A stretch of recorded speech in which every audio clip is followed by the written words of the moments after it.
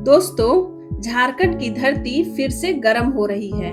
जन जीवन आत्मा जल रहे हैं। एक तरफ है आदिवासी समाज जो अपनी जमीन, संस्कृति और आरक्षण की रक्षा में डटे हैं, और दूसरी तरफ है कुर्मी समाज जो मांग कर रहे हैं कि उन्हें भी मिले अनुसूचित जनजाति यानी कि एसटी का दर्जा।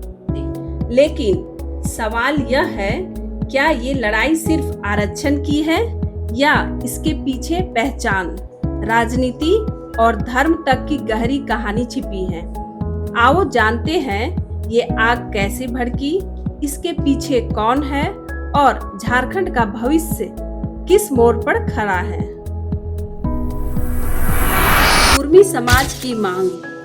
कुर्मी समाज का कहना है कि उन्हें 1931 की जनगणना में जनजातीय समुदाय बताया गया था, लेकिन 1950 में संविधान लागू होने के बाद उनका नाम एसटी सूची से हटा दिया गया और उन्हें ओबीसी में डाल दिया गया। आज कुर्मी समाज का कहना है, हमारी भाषा कुर्माली, हमारे रीति रिवाज और हमारी जीवन शैली आदिवासियों जैसी है, तो हमें भी अनुसूचित जनजाति का दर्जा मिलना चाहिए। कुर्मी संगठनों का दावा है, हमसे हमारा हक छीन लिया गया, अब उसे वापस लेना ही पड़ेगा। इसी सोच से शुरू हुआ आंदोलन जो अब झारखंड, बंगाल, उड़ीसा जैसे कई राज्यों में फैल चुका है। लेकिन आदिवासी संगठन इस मांग के सख्त खिलाफ हैं। उनका कहना है, अगर कुर्मी समाज को एसटी का दर्जा दे दिया गया तो असली आदिवासियों के हिस्से के आरक्षण, शिक्षा और नौकरियां कम हो जाएगी। 22 से ज्यादा आदिवासी संगठन एकजुट होकर सड़कों पर उतर चुके हैं। उनका नारा है, हमारे हक पर किसी और का कब्जा नहीं चलेगा। झारखंड, चकुलिया, रांची और पुरुलिया जैसे इलाकों में आदिवासी और कुर्मी दोनों समुदायों के बीच तनाव खुलकर सामने आ चुका है,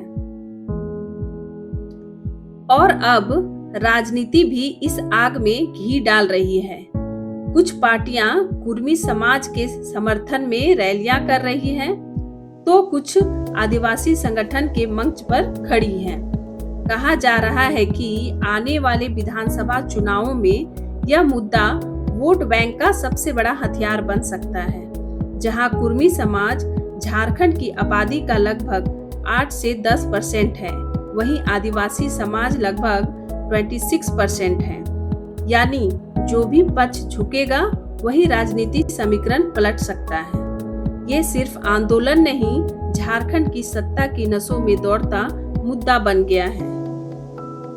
एक और इंटरेस्टिंग बात, भूमिहर समाज जो 2014 से पहले एसटी में शामिल था, लेकिन 2014 के बाद किन कारणों से उन्हें ओबीसी में शामिल कर दिया गया है, जिससे उनकी आरक्षण, शिक्षा और सामाजिक व्यवस्था में काफी परेशानी हो रही है।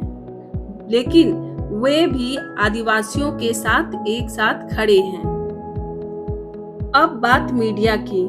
राष्ट्रीय चैनल इसे आरक्षण की राजनीति कह रहे हैं, जबकि स्थानीय मीडिया ने इसे पहचान की लड़ाई बताया है। सोशल मीडिया पर तो हैशटैग्स कुर्मी एसटी स्टेटस और हैशटैग्स आदिवासी राइट्स ट्रेंड कर चुके हैं। लेकिन अफसोस, मुख्य धारा की बहसों में असली मुद्दा कहीं खो गया है। किसी ने नहीं पूछा क्यों झारखंड के लोग बार बार अपनी पहचान के लिए लड़ रहे हैं। अब सवाल ये है कि आगे क्या होगा। अगर केंद्र सरकार कुर्मी समाज की मांग पर विचार करती है तो संविधान की अनुसूची में संशोधन जरूरी होगा, जो एक लंबी प्रक्रिया है। अगर मांग ठुकरा दी गई तो आने वाले महीनों में फिर से बड़े रेल रोको, धरने और विरोध प्रदर्शन की संभावना है। और अगर संवाद नहीं हुआ तो यह तनाव आदिवासी कुर्मी संघर्ष से निकलकर झारखंड की सामाजिक एकता को भी चुनौती दे सकता है। दोस्तों, इस पूरे संघर्ष को समझने के लिए हमें एक और गहरी परत में झांकना होगा, धर्म परिवर्तन की परत में। 19वीं शताब्दी में जब ब्रिटिश शासन झारखंड पहुंचा तो मिशनरियों ने यहाँ स्कूल, अस्पताल, चर्च खोले। गरीबी, भुखमरी और जमींदारी शोषण के बीच ईसाई मिशनरियों ने आदिवासियों की शिक्षा, इलाज और आश्रय दिया। अब मैं आप लोगों से इस वीडियो के समाप्त होने के बाद मैं अंतिम में एक प्रश्न पूछूंगी, उसका आप लोग अपने विचार या अपने थिंकिंग थॉट्स कमेंट सेक्शन में जरूर लिखना। धीरे धीरे कई आदिवासी परिवारों ने ईसाई धर्म अपनाया क्योंकि वहां उन्हें खाना, नौकरी, सुरक्षा मिली। जिनके पास खेत नहीं थे, घर नहीं थे, उन्होंने चर्च को अपना ठिकाना बना लिया। जब पेट खाली हो और खेत किसी और की हो तो इंसान पेट की सुनता है, जाति की नहीं। लेकिन धर्म बदलने के बावजूद इन आदिवासियों ने अपनी जनजातीय पहचान नहीं छोड़ी। वे अब भी जंगल, धरती और परंपराओं से जुड़े रहे। आज झारखंड में लगभग 15 से 18% आदिवासी आबादी ईसाई है, ज्यादातर उराव, मुंडा, खड़िया और हो जनजाति में।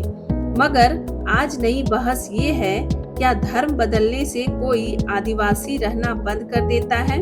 सरना धर्म के अनुयायी कहते हैं धर्म बदलना संस्कृति से विश्वासघात है।